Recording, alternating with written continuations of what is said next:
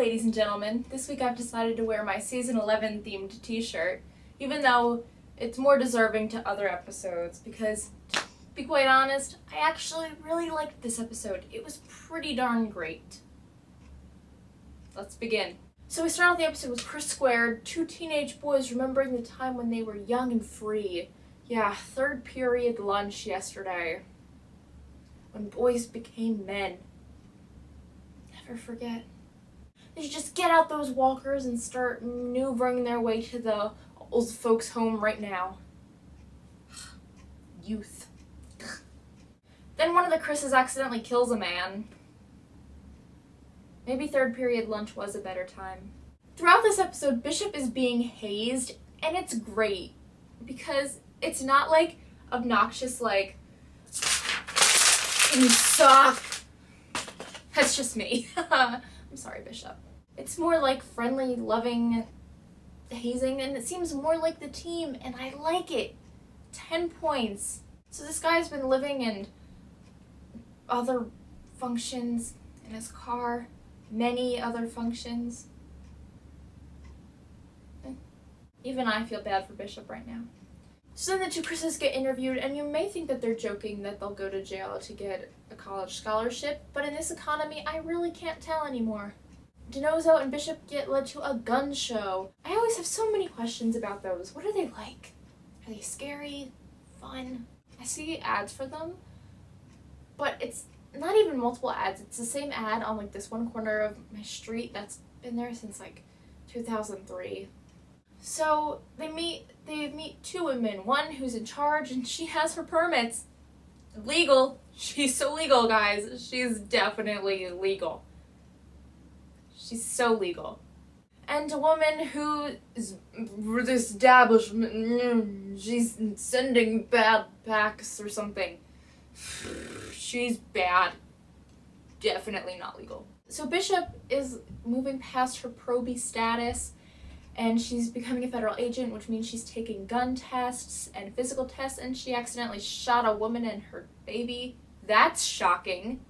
She's never, ever mishandled a gun before or misjudged a situation. I'm shocked.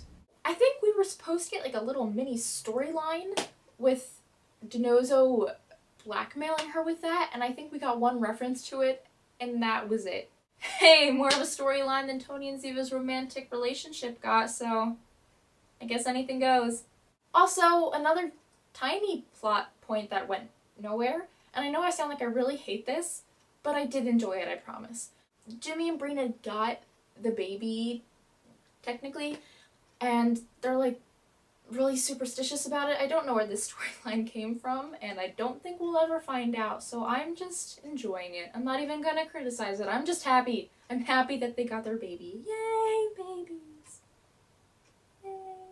Basically, these vests that the woman has been sending, they're faulty, and they're not really supplied by like the military. If you get shot, they like shards of glass come out and kill you. The story here is that they contact this paraplegic, I'm sorry if I'm misusing that word. His mom sent him a vest, and it was faulty, and it ended up paralyzing him, and then his mom found out, and all of the moms of the world just came together and united. I don't know, there was probably like some kind of like secret whistle they all hear when one mother's child is in danger. They want this solved, and then they trace it back to that woman, and the woman who was so not legal.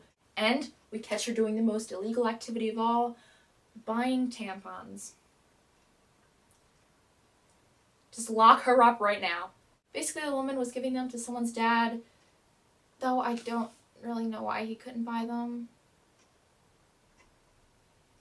Was there a thing on this? Could he like not find them or something, or was he just embarrassed? Is that like a man thing?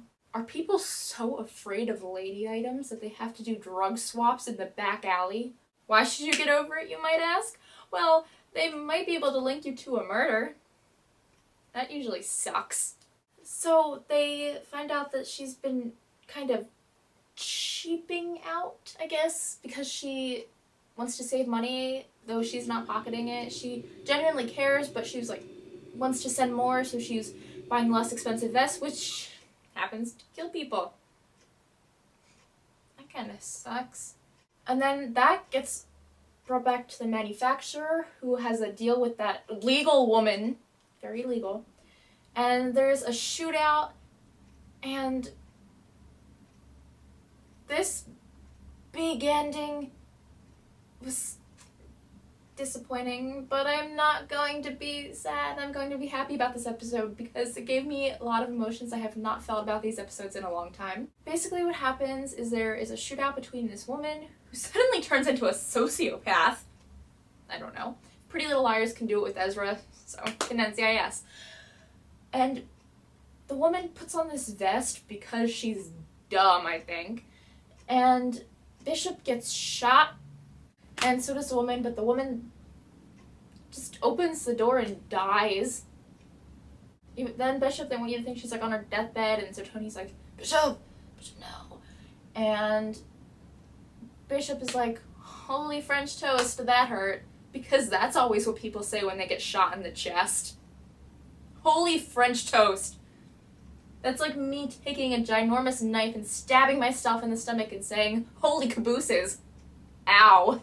And then that kind of wraps up the episode, but we're missing the most important storyline of all, which is Delilah fielding my queen. I cannot even express how much I loved Delilah this episode and how much I love her character in general. I think she's becoming one of my new favorite characters. She was just so great this episode, and her chemistry with Tony, they just said Tony was getting a new love interest.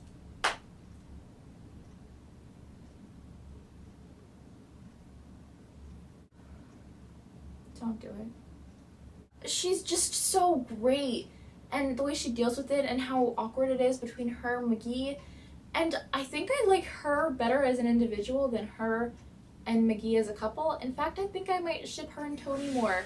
Those are dangerous last words, so I'm gonna pretend I never said them.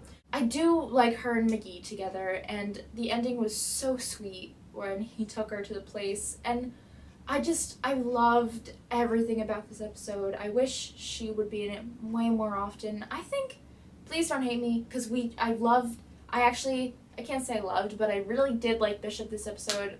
I have nothing bad to say about her except for that one thing where I think they tried to make her right like they were being watched, I think, because there was like a little camera shot. I don't know. She was good. She was great. I almost think that Delilah could have been a better choice just because I feel like she had much more plot line and she had so much more potential. But I'm fine. Let Delilah exist, for the love of God. Let this woman live. Just her personality, everything that comes out of her mouth is so great. And that awkward scene with the movie references, that was just, and then it was just, I love her. I love her. I love her. I love her. I love her. I can't.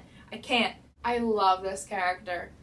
Ironically enough, this is the worst rated episode of the season so far. It lost about 2 million viewers, ranking in at 17 point something million.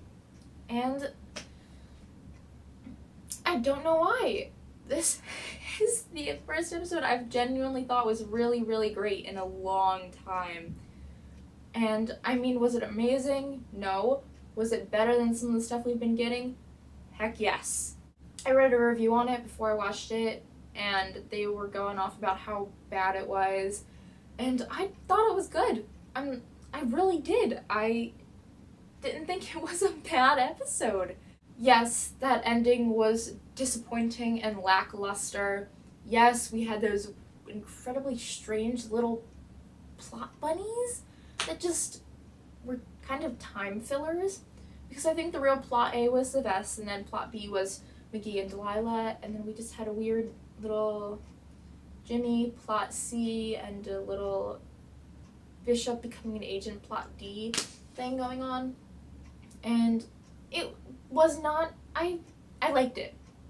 I did. Bishop's storyline wasn't annoying. No storylines in this made me go, ugh, can I just fast forward? I watched and was interested in everything. And again, that's the first time I've been able to say that about one of these episodes in a long time. So I was very, very pleased with Bulletproof and the ironic title. And I will see you guys for the spoilers and theories for Dressed to Kill, I think it's called. It airs in about an hour and a half, and I know these are going to go up late, but I messed up because I thought there wasn't a new one this week, and I found out last night at like 11 o'clock. So I just watched last week's, and I'm about to film the spoilers and theories now. I'm probably going to change the shirt so it doesn't look like I just transitioned, but I did. So I'll see you guys in like 10 minutes for the spoilers and theories for Dressed to Kill.